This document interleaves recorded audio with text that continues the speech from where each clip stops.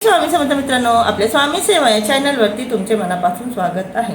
मित्रांनो, आपले व्हिडिओ जर तुम्हाला आवडत असतील तर प्लीज लाईक, शेअर, कमेंट करा आणि फॉलो करा. तर चला, आपला 30वा अध्याय आपण करत आहोत पूर्ण. मित्रांनो बघा, ते जे दत्त होते त्यांनी प्राण त्यागलेले होते संगमावर. त्यांच्या पत्नी त्यांना सांगायला येत होत्या की मी श्री गुरूंना भेटायला संगमावरती जात आहे हे सांगण्यात. जेव्हा त्यांच्या पत्नी त्यांच्याकडे येत होत्या तेव्हा पत्नींनी आल्यावरती पाहिलं की आता त्यांचे पती राहिलेले नाही. त्यांचा निष्प्राण देह पाहून त्या साध्वीच्या डोळ्यासमोर अंधार पसरला. त्या गडबडा लोळून व हंबरडा फोडून आक्रोश करू लागल्या. उरात तीक्ष्ण सुरी भोकून जीव द्यायला उद्युक्त झाल्या. पण लोकांनी त्यांना आवडले.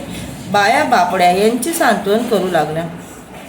ज्यावेळी त्यांच्या पतीचे गेलेले प्राण त्यांनी पाहिले, निष्प्राण पती म्हणजे त्यांच्या पतीचा जो देह होता त्यात प्राण नव्हता हे त्यांनी पाहिले, त्यावेळी त्यांच्या जीवाचा खूप आतंक झाला. त्या रडू लागल्या आणि एक धारदार चाकू घेऊन की मलाही जायचे, मला पण नाही थांबायचं, असं सगळं करत असताना त्यांना आजूबाजूला जे लोक होते त्यांना थांबवलं. आणि ज्या बाया होत्या सोबतच्या त्यांनी त्यांना सावरलं, त्यांना आवरून त्यांना समजावून सांगत होते. तर तेव्हा त्या तिथे त्यांचं सांत्वन करत असताना त्या असहाय्य होऊन रडत होत्या आणि स्वामी गुरुदेव, मी मोठ्या आशेने इथे आले होते पण तुम्ही मला निराश केलात.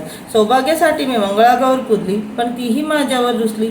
कुठे गेले माझे पुण्य? नियतीने माझे मंगळसूत्र का लुटले? आता मी काय करू?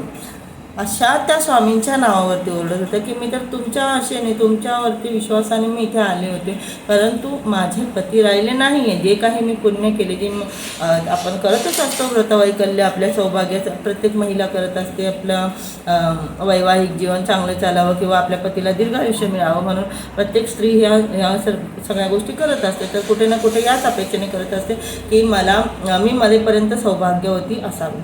एका स्त्रीसाठी यापेक्षा मोठं वरदान, आशीर्वाद दुसरा कोणताच नसतो. तर त्या स्वामींना विचारताय की ते जे सगळे मी व्रतवैकल्य केले, जे मी मंगळागौर पुजले, त्याचं पुण्य कुठं गेलं? माझं मंगळसूत्र नियतीने का हिसकावून घेतलं? मी आता काय करू?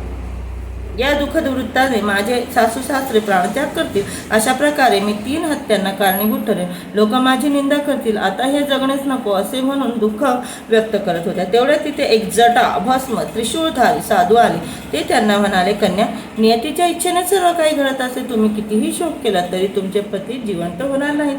प्रत्येक जीव आपापल्या प्रारब्धानुसार कर्मानुसार जन्मतो, सुख दुःख भोगतो आणि मरतो. पूर्वकर्म भोगल्याशिवाय कोणतीही सुटका होत नाही. सर्व सृष्टी मायेने व्याप्त असल्यामुळे जन्मल्याबरोबर नातीगोती जोडले जातात आणि मृत्यूने त्यांच्यावरती पडदा पडतो. जगणाऱ्यांबद्दल शेवटी जेवढी भावनिकता जोडली असते त्या प्रमाणात मागचा दुःख सुद्धा करतो. संसार स्वप्नवत आहे, चंचल आहे, सतत भ्रमित करणारा आहे. काळ देवादिकांनाही सोडत नाही. तिथे मनुष्याची काय कथा?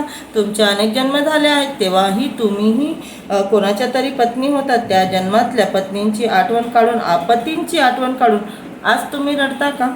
नाही ना? मग आताही रडू नका. हा देह काय आहे? पंचमहाभूतांचा गठ्ठा, मलमूत्राचे आगार. यातून प्राण गेला की दुर्गंधीने भरलेले जड द्रव्य.